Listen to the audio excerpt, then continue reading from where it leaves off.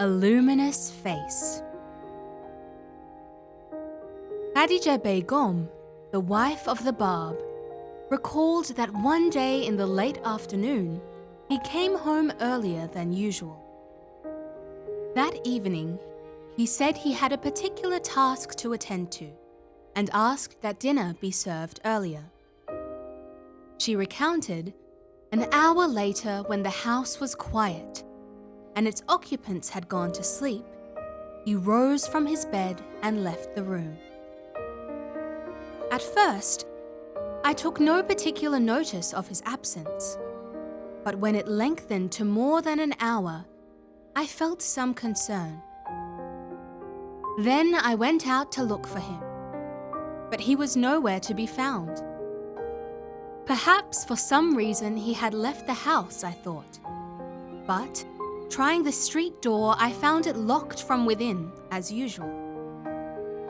Then I walked to the western side of the house, looked up at the rooftop, and saw that the upper chamber was well lighted. This added to my surprise, because I had never known him to go to that part of the house at that hour of the night, unless he had guests.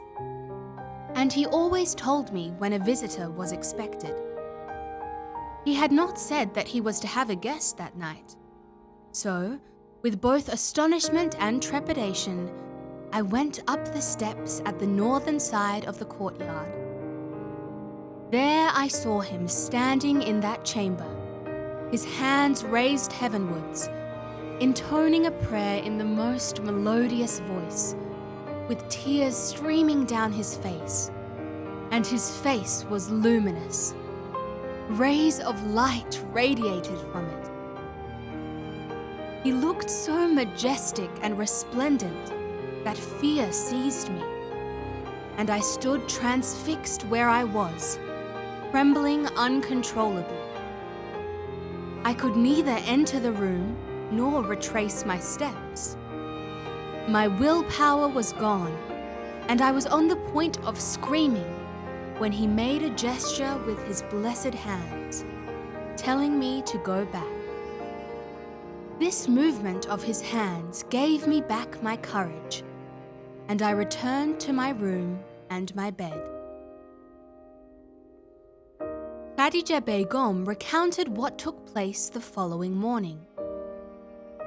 His kindness restored my courage, and when he asked me what it was that troubled me, I boldly replied that it was the change in him which weighed heavily on my mind.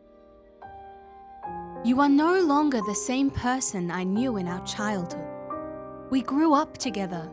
We have been married for 2 years, living in this house, and now I see a different person before me. You have been transformed. I further remarked that this had made me anxious and uneasy. He smiled and said that although he had not wished to be seen by me in the condition of the previous night, God had ordained otherwise. It was the will of God, he said, that you should have seen me in the way you did last night, so that no shadow of doubt should ever cross your mind, and you should come to know with absolute certitude that I am that manifestation of God whose advent has been expected for 1,000 years. As soon as I heard him speak these words, I believed in him. I prostrated myself before him, and my heart became calm and assured.